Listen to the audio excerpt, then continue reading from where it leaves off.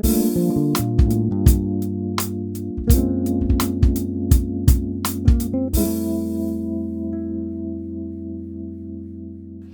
kawan pajak, ngopi yuk.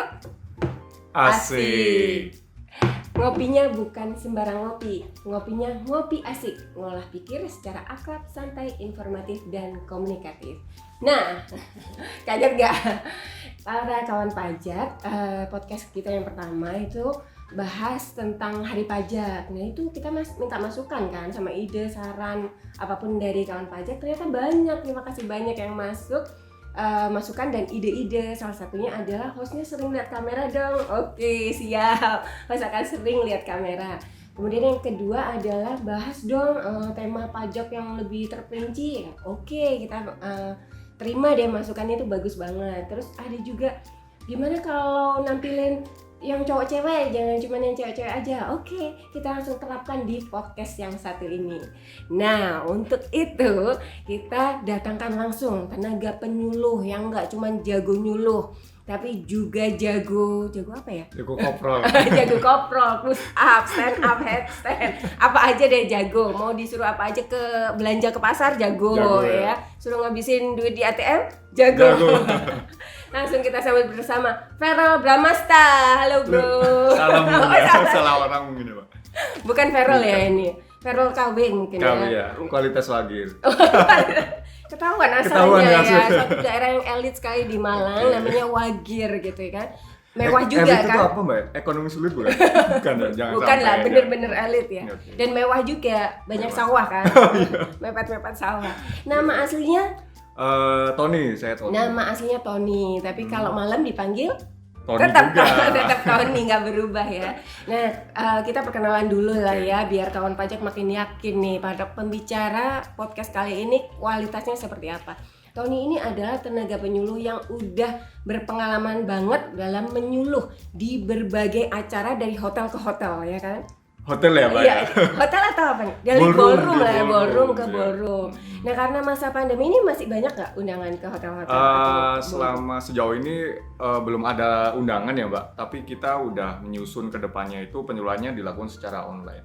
Oh, lebih ke online, online. karena masanya masa pandemi, Masa ya. pandemi. Menyesuaikanlah kebutuhan. Tentu kita membatasi untuk melakukan pertemuan secara langsung tatap muka seperti itu ya. Karena prosedurnya juga lumayan ketat sekarang Lumayan ya, harus ketat, pakai masker, harus diukur suhu tubuh, cuci Iya, tangan gitu. Kalau secara online mungkin mengurangi lah ya, mengurangi beban untuk protokol kesehatan, tetap informasi tetap jalan. Tapi penyuluhan akhir-akhir ini apa yang udah dilakukan? Terakhir kita melakukan penyuluhan ini ya, pajak bertutur. Jadi, pajak bertutur yang buat anak SMA. Benar sekali. Kayak ini tuh rame banget tuh. Rame, lumayan rame Mbak. Jadi antusias dari awal pendaftaran terus sampai pelaksanaan sampai akhir pun mereka masih aktif di. Bahkan denger-denger itu di grup WhatsApp sampai 1.000 lebih atau apa yang masuk ke grupnya gitu.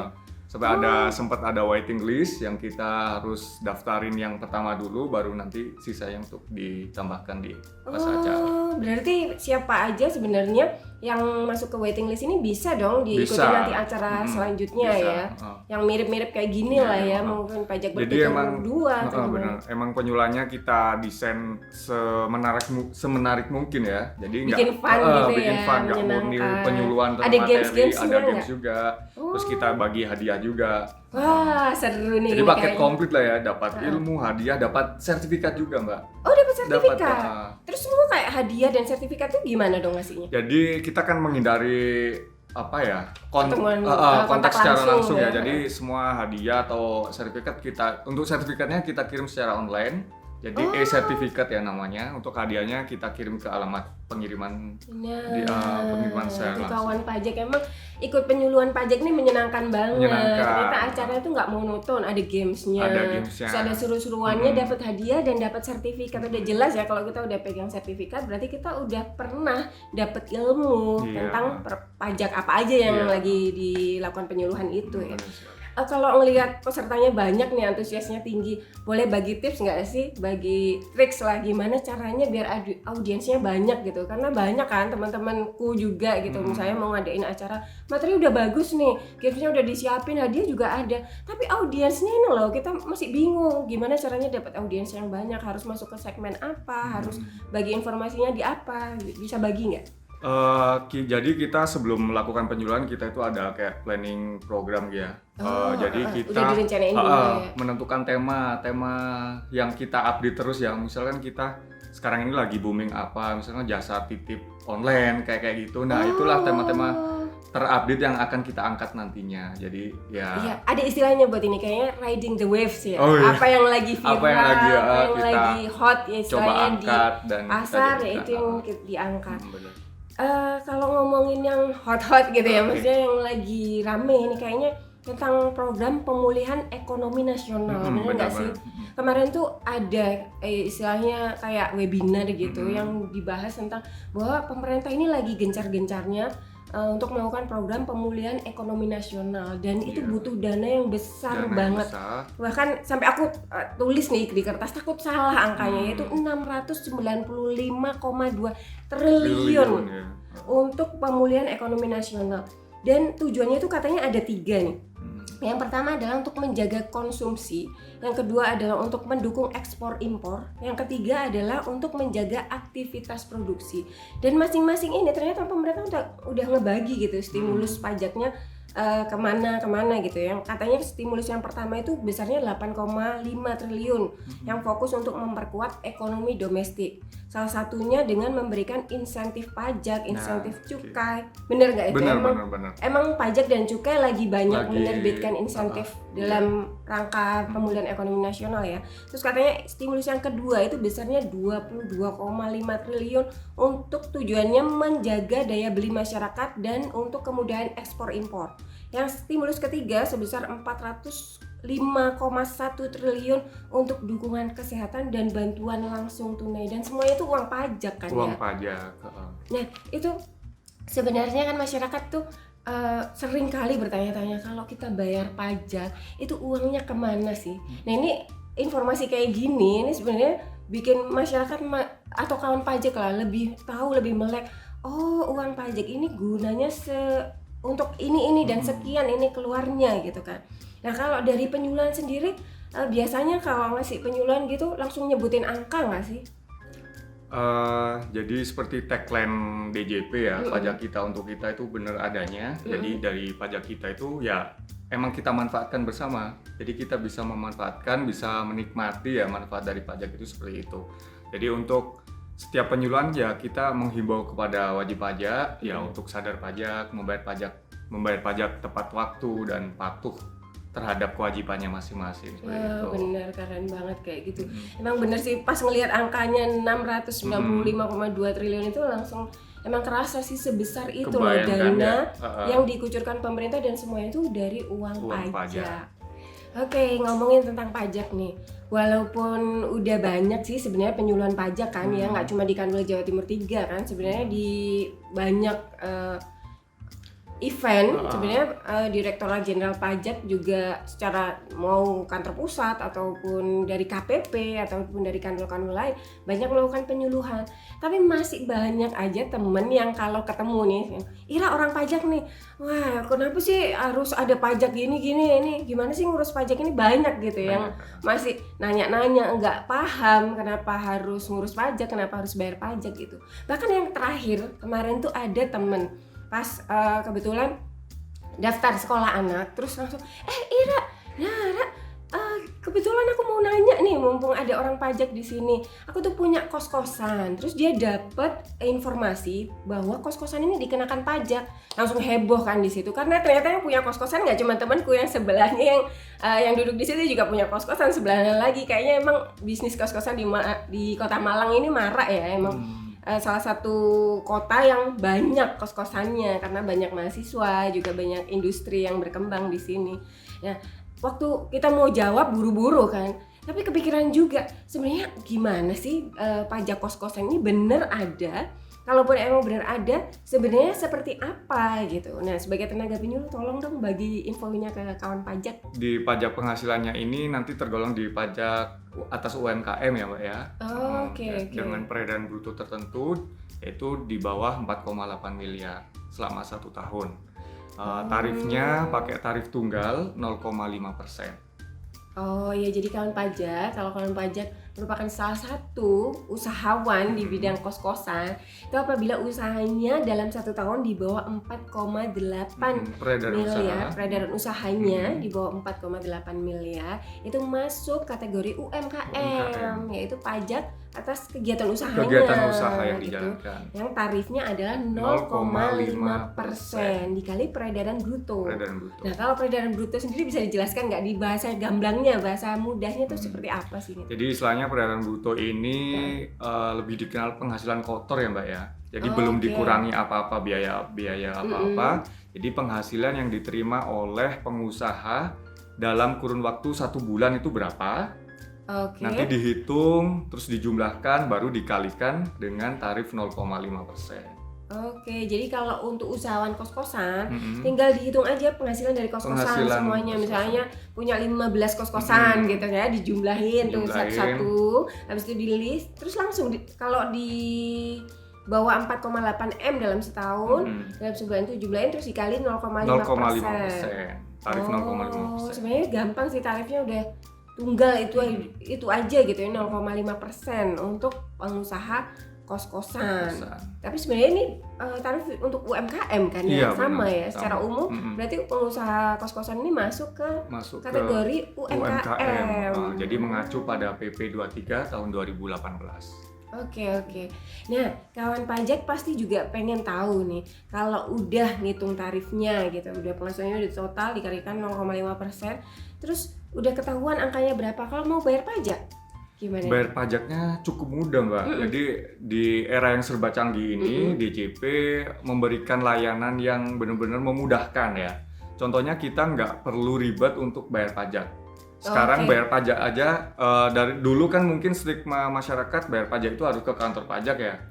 Tapi tapi sekarang ini bayar pajak nggak harus di kantor pajak, kita bisa di mana aja melalui bank atau pos persepsi seperti itu. Oke. Nah, dengar kalau bayar pajak itu dulu pakai kertas, sekarang udah go green lah, nggak pakai kertas, pakai kode billing. Pakai kode billing. Nah, bikin kode billing berarti harus kantor pajak dong? Enggak, soalnya kita ada beberapa layanan ya yang menyediakan pembuatan kode billing. Contohnya lewat pajak.go.id, tinggal mengakses websitenya ya. Terus lewat kering pajak juga bisa kalau misalkan lebih suka telepon gitu ya. Terus lewat live chat seperti chatan gitu. Bisa juga. Live chat ini ada di portal pajak ya, pajak.go.id. Ada di portal pajak juga. Terus bisa juga lewat ASP Mbak. Jadi kan pajak ini bekerja sama dengan jasa penyedia aplikasi ya. Jadi lewat ASP itu kita juga bisa dibantu sekalian untuk bisa pembuatan bayar kode juga. Emang banyak temanku juga yang pengusaha istilahnya ya, pakai jasa ASP ini untuk lapor pajak. Bisa sekalian bayar juga di situ. Jadi emang udah biasa bukanya di situ, udah lebih gampang gitu ya. Oke. Kalau untuk misalnya kayak angkatannya ibuku gitu juga sama punya usaha kos-kosan juga. Nah, kalau hubungan dengan internet ini agak berat gitu karena godaannya itu besar gitu ya, buka internet mungkin pengennya mau buka apa malah buka yang lain gitu kan. Makanya jadi lupa ya tadi mau ngapain rencana awalnya gitu kan. Ya udah, aku nggak menghindari yang internet lah, kalau bisa yang langsung ke ATM gitu aja. Bisa nggak? Bisa banget Mbak, soalnya kebetulan DJP sampai saat ini kerjasama dengan 4 bank. 4 bank itu ada Bank Mandiri, BRI, BCA, sama BNI. Nah di 4 bank itu menyediakan layanan khusus untuk pembayaran PPh final UMKM 0,5% ini ya. Jadi cukup datang ke ATM, nanti di situ ada menu khusus untuk pembayaran PPh final ini. Jadi nggak perlu ribet bikin kode billing lagi, jadi tinggal cukup datang ke ATM. aja ke ATM. Dan ini bank terbesar di Indonesia loh, 4-nya, Mandiri, BCA, BNI, dan BRI, di mana ATM-nya di mana aja. Udah nggak perlu repot nyari, kita udah hafal tulisannya dari jauh itu, oh ini ATM bank-bank besar ini, dan ternyata kita bisa bayar pajak yang 0,5% itu di situ, termasuk di dalamnya tentunya pengusaha kos-kosan ini ya, tinggal datang ke ATM, tinggal bayar, tinggal hitung dulu lah ya, terus bayar. Nah kalau datang ke ATM udah pilih bayar ke menu. ATM tentunya kita perlu memasukkan NPWP kita dong. Perlu Ada menu untuk ada menu masukin memasukkan NPWP. NPWP, terus masa pajaknya, Masa pajak. terus besar pajak yang kita setorkan berapa.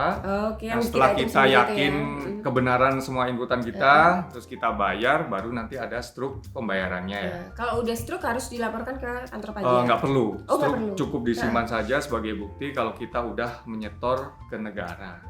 Oke, berarti ini gampang banget. Gampang perhitungannya banget. gampang, bayarnya gampang, struknya disimpan.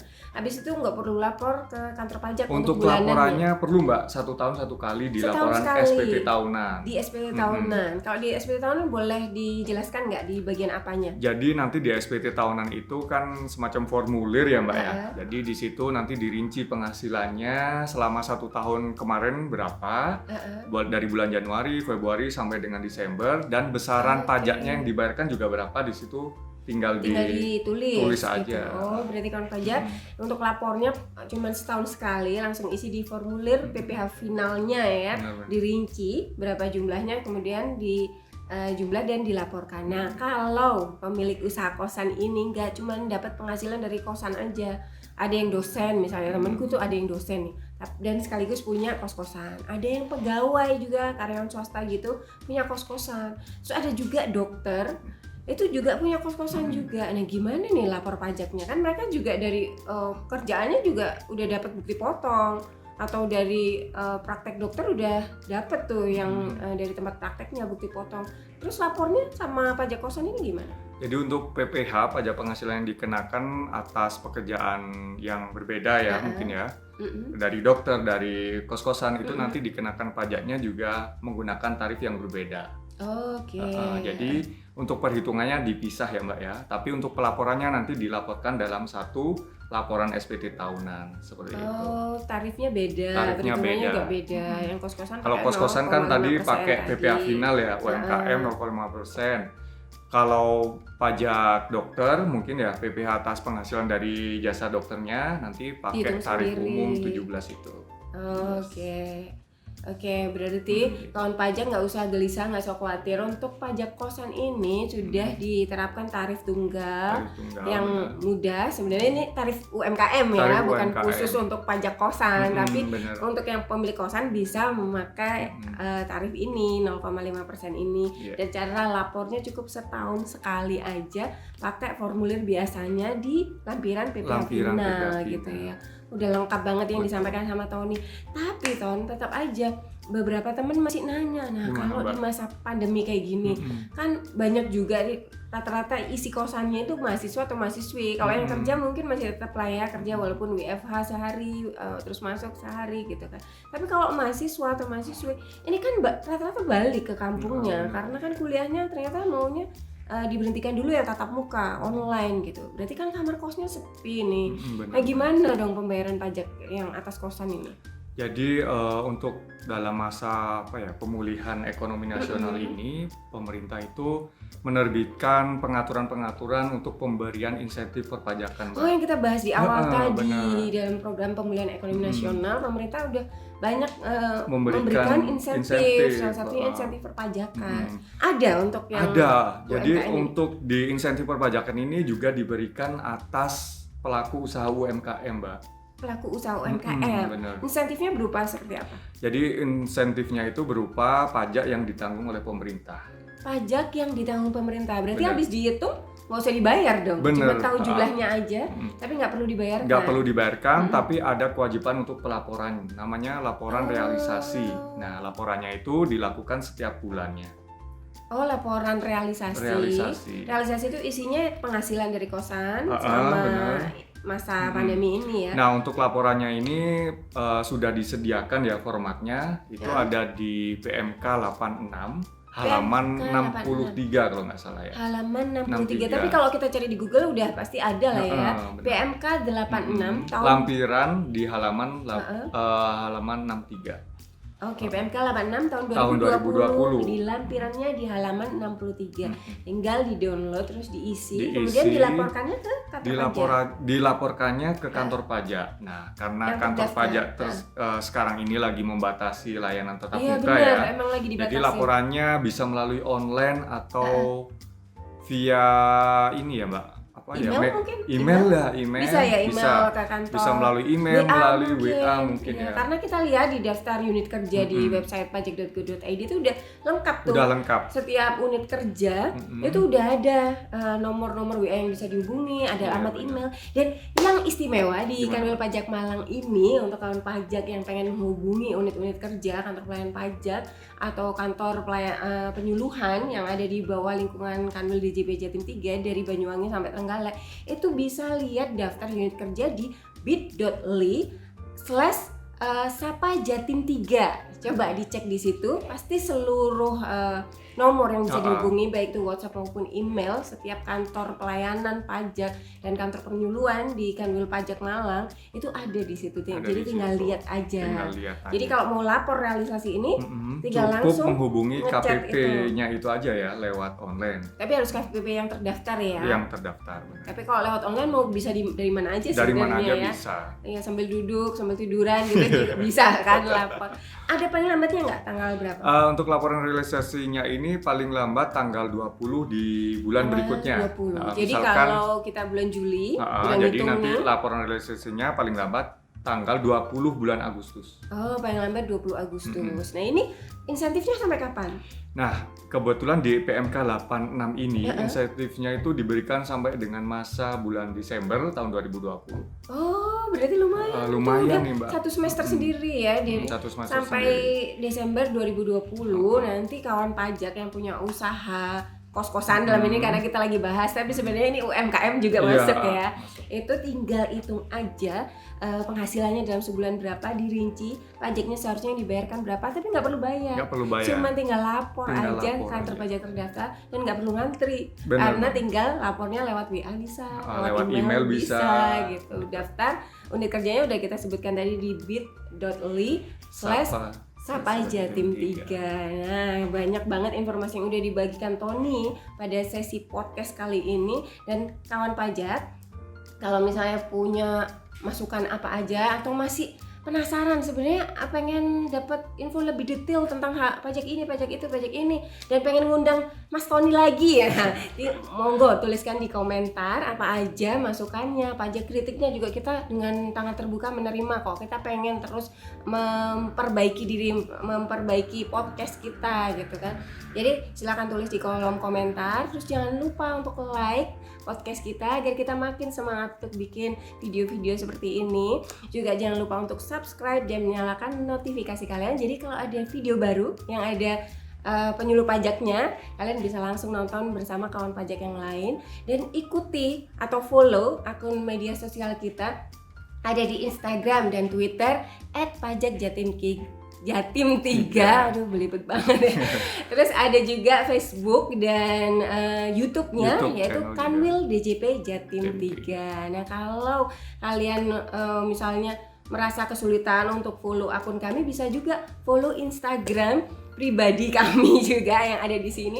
Tapi tulis dulu di komen, pengen tahu dong akun Instagramnya Mas Tony atau alias Farel Bramasta. Atau yang kemarin ada Rati yang udah tulis juga di komen. Atau tenaga penyuluh yang kalian pernah lihat waktu penyuluhan tapi penasaran pengen tahu profil pribadinya seperti apa, minta akunnya, tulis juga di komen. Pokoknya apa aja yang kalian tulis di komen itu sangat berarti bagi kami dan kita sebisa mungkin akan fast respon pada komen kalian. Makasih banyak ya kawan pajak udah follow atau ngikutin informasi podcast kita hari ini. Sekali lagi kita sapain sambil ngajak kalian ngopi.